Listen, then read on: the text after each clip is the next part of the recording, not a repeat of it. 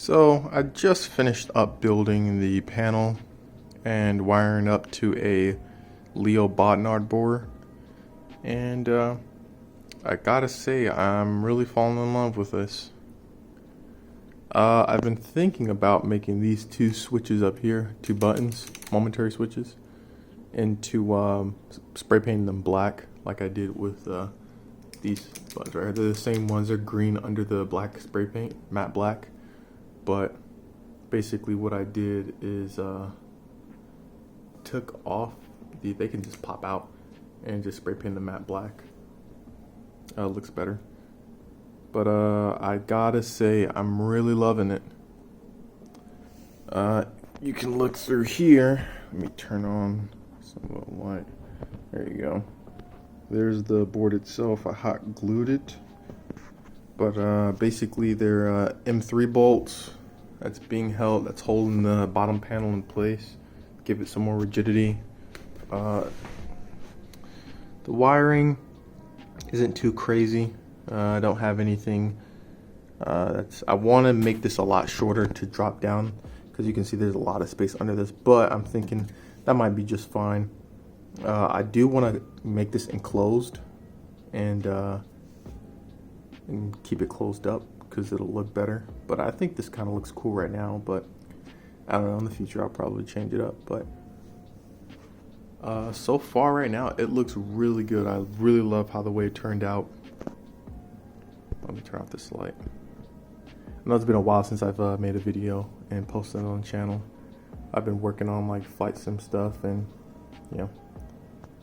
but yeah, all the switches are functional. The board that I'm using is a BBI 64. A lot of the problems that people say is that Windows doesn't recognize a lot of the switches on there. The buttons are being recognized. They are there. It's just Windows doesn't have the capacity to see it. It's not programmed to see all 64 buttons. So yes, when you're sending a signal to this, you're gonna send this. The signal is still being sent, and it's acting as a switch in game or whatever it is in Windows. It's just Windows doesn't visibly see it. It knows that a switch is being pressed, but just you won't be able to see it itself. It's still there, But, yeah.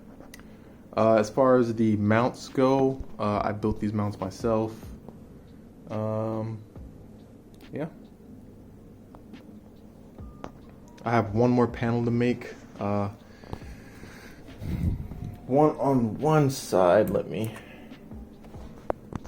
So, this left panel right here is supposed to be right here. So, in the future, I'm thinking about. Well, I'm gonna start designing the next panel today.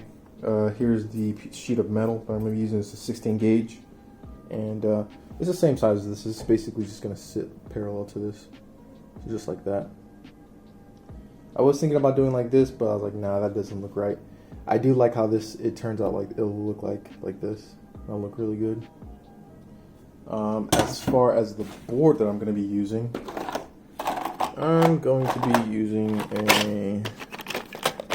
let's see, here we go. I'm going to be using this, a BU0836LC.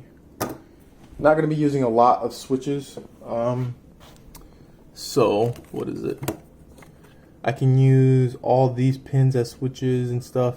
So I'm going to have, what's basically going to happen is I'm going to have a bunch of switches. They're going to be momentary switches like these, but the small square ones, I'm going to paint them black. And they're going to be like think of it as like one of those old flip phone keyboards. So it's going to be a keyboard, so 1, 2, 3, 4, 5, 6, 7, 8, 0 star pound, and then you'll have the specific characters on the inside, and I'll have put labels on them and everything. I have maybe 3 switches right here, and then I'll have a landing gear handle right here. Landing gear handle. I think I could put a landing gear handle right there, and then put an override switch right here, just in case the landing gear doesn't want to go. Or if in game, you can override it by flipping that switch, in case the landing gear doesn't want to come up or go down. But yeah, it's not going to be a lot. I mean, it's going to be a lot of switches, but in general, it should be, let's see, so 1, 2, 3, 4, 5, 6, 7, 8, 9, 10, 11, 12, 13, 14, 15, 16, 17, 18. 18 switches in total. I think we can make that work. Yeah, I think we can make that work. Yeah.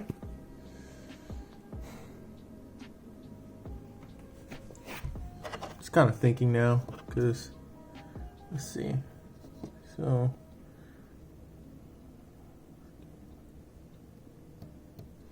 yeah, that would work. I think that would work fine. It's a lot of the planning and stuff that's got to go through it. I want to save these boards and stuff for a later project. Yeah, don't want to touch those just yet. These rotary encoders are absolutely amazing. They're like perfect. I would definitely recommend them. I'll put them in the description. But as far as the panel itself goes, total success. It looks absolutely amazing. It's really light too. It's 16 gauge metal, so. But yeah, I really love this. This is just amazing. If you want to know more information, I'll link my Reddit down below to the various links and stuff that I've posted in the past. I actually have a previous panel that was like this. Wasn't as many buttons, but it was a kind of a starter, I guess you could say. It kind of helped me get my feet off the ground and helped me try to. It was like a prototype. This is I guess in the alpha. I guess you could say this is the beta stage. I mean, but already it looks really good. And then I hopefully next it will be in the production stage where I actually build the CAD drawing and then get a laser cutter and cut it out properly and stuff.